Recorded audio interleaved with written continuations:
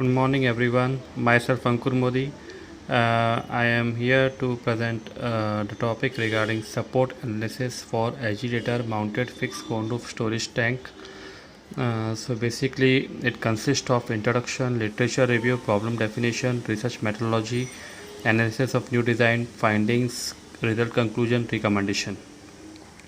So first, basically, what is a fixed cone roof storage tank? Basically, it consists of roof, shell, ladder platforms, nozzles, and basically these are the tanks widely used to store the large amount of the fluid in the oil and gas industries, petrochemical industries, chemical industries, and such type of tanks are widely used in other areas too, in like in the petroleum industries also.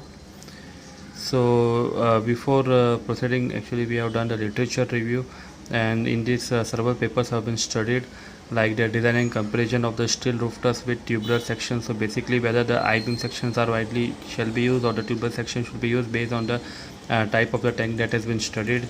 Then the analysis of steel roof truss under normal permeability conditions. So basically based on the wind terrain category, how the roof structure design behaves, that we have studied. Then the effect of the container height on the base shear of the elevated water tank. So based on the wind shear, how the tank height has been behaves with also the roof after design behaves, that has been studied. Then comparison analysis of the different design models of the overhead storage steel tanks. So basically the different L by D ratios we have studied, and we found that L by D ratio decreases after size and quantities increases. Then analysis of the cylindrical liquid storage tank. So it reveals the rafter size needs to be increased irrespective of mounting of the condenser rafters for uniformly distribution of the loads. Then the sloshing displacements of an above ground. So basically this sloshing displacement is required to check the height of the tank.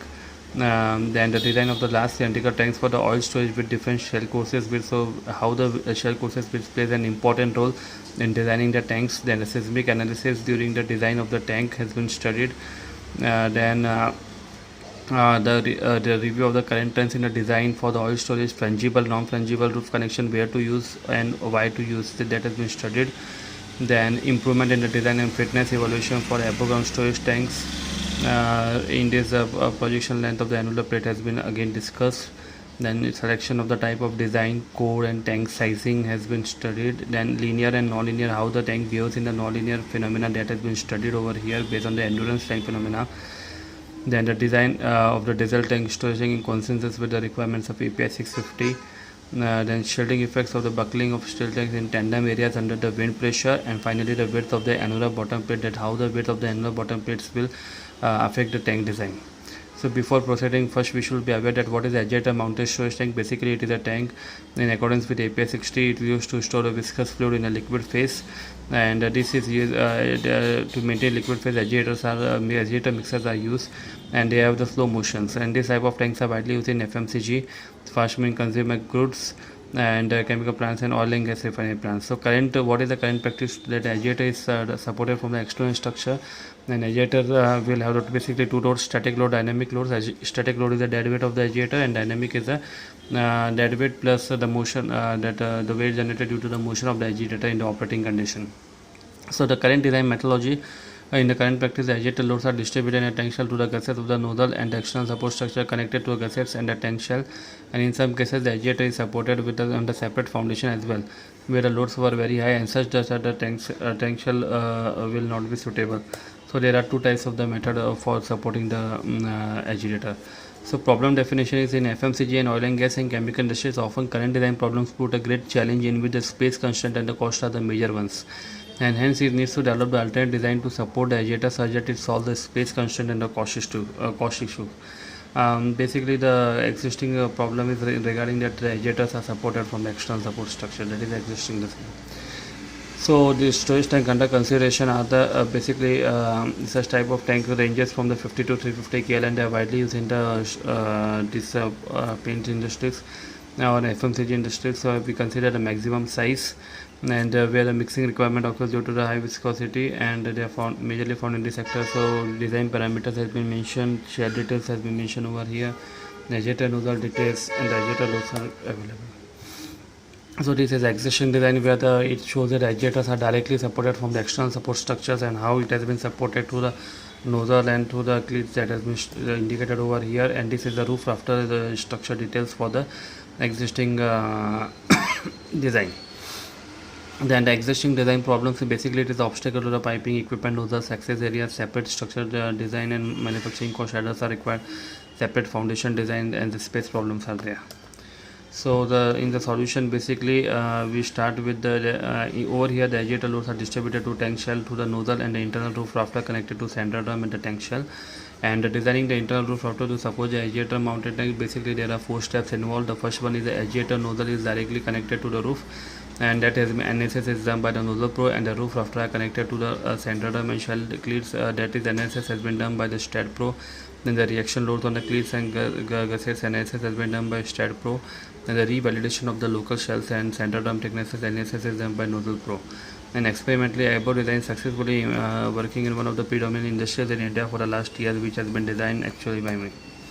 So basically this is a new design, which is a general arrangement. Basically over here we can see the agitator is likely supported from the internal roof. It doesn't require external support structure. And the connection diagram has been shown over here, so how the connections has been modified to suit the agitator, new revised agitator loads. The analysis of the nozzle flange and the pipe has been done in the Pebblite, and where the standard flange nozzle flanges has been used and the loads has been applied on that, and we have studied that where the flange is safe. Then the pipe has been studied, and this has been done in the Pebblite. Again we have found that nozzle pipe is also safe for the loads. Then the analysis of the nozzle pipe, RF pad and the roof. So basically the local load analysis has been done in the Nozzle Pro, and we found that they are safe. And the analysis of roof rafter for the agitator load. So basically the design code for structure is IS 800, and order load combinations are considered as per IS 800 code. So the beam profile over here, the beam sizes has been mentioned over here, and that can be studied. Then the load, the first one is the self weight of the roof has been applied over here. Then the nozzle static loads has been applied over here. Then the roof live load has been applied over here. Then over here the external pressure has been applied. Then the wind load and the seismic load. So basically we have checked that whichever is the stringent, and based on that that load has been applied over here. And internal pressure is annual pressure, there is no internal pressure, and agitator dynamic load has been applied. So analysis of roof after the output has been where the stress ratio we have found it out, and we found out all the stress ratios are less than 1, and since they are safe, even the rafters has been checked for the stress ratio and they are found safe. For the bending stresses, again the bending stresses are within the limitations per ASME section 2 part D cases, and we found that the bending stresses are also in limitation. And then the deflection we have checked, and this deflection also has been checked with respect to the Morse design philosophy, and we found that the reflections are quite they are under limitations. And based on this stat, we have found out to support reaction at the shell end, and then we have checked the shell and the cleat analysis we have done. So this is the design of the shell and the cleat in the Nozzle Pro to check the local load analysis, and we found that these the cleats are after modifying some thicknesses, we have found the cleats are safe. So there are different cleats has been done. Similarly for the drum end also the same things has been revised, and we found that they are safe. So basically if we compare the existing and the new design, we found that the nozzle flange and pipe detail no change, nozzle connection details no change, roof details no change, center drum no change, roof after details member size has been increased, external support is not required, and shaglet details, shaglet thickness has been increased, and beam post details not required, and shag thicknesses there has been no change. So basically this is a design weight summary, and this is a new design weight summary. And if we compare that, then we found that the weights we have it has been saved at 768 kg per tank, and for the cost we find out that 63,710 rupees has been saved per tank. So what are the results and conclusion? Basically it does not require extra space outside tank, it is economical design, no need of separate foundation, less weight manufacturing and material cost, less inspection cost, no obstacle to outer piping and equipment nozzles. And recommendation that this is having limited to slow motion in the range up to 40 to 60 RPM. If agitator have high speed, then it can be checked on case to case basis. So that's the recommendation, and these are the references which we have been used to develop this paper. Thank you.